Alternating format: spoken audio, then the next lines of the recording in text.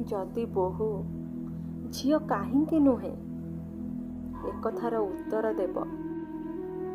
मो बोहू आसीब, से सभीक मन जानी सबू करिब, किंतु से किए मो घरर निष्पत्ति नेब।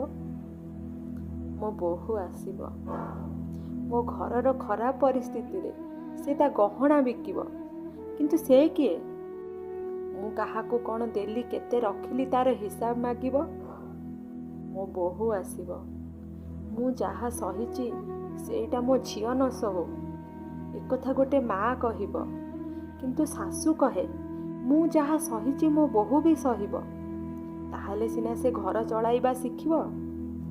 मो बोहू आसीब, बोहू एते कथा कहा सह हेउछु, तोर एते फोन काहींकी आसुची।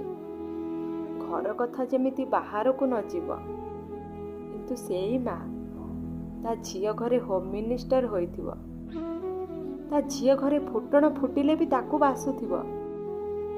मो बोहू आसीब, बोहू जदि शाशु घरे आखि लुह पिउछि ए पाई नुहे कि से तुम पुअर स्त्री होइथिव, कारण तो एइटा कि से जणे इज्जतदार आउ संस्कारी बापार झियो हेइथिव।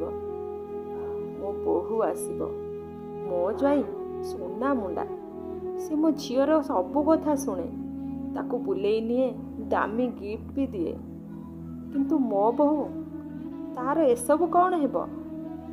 मो बोहू आसीब, बड़ परिवार, शाशु शशुर सेवा, पुणी एते रोषेई मो झियो कौन करि पारिब।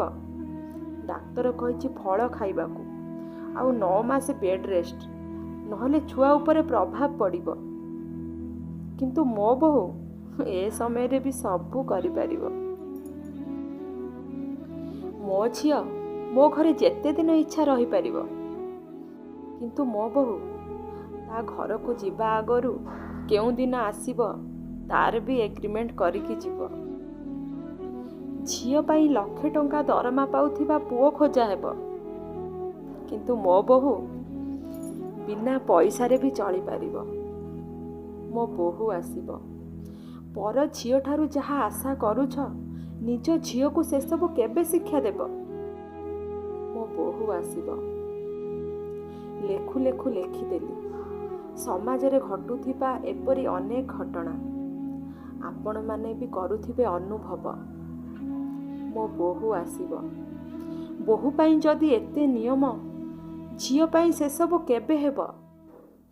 जदि बोहू झियो काहींकी नुहे एकथार उत्तर देव। भूल थिले क्षमा करिब।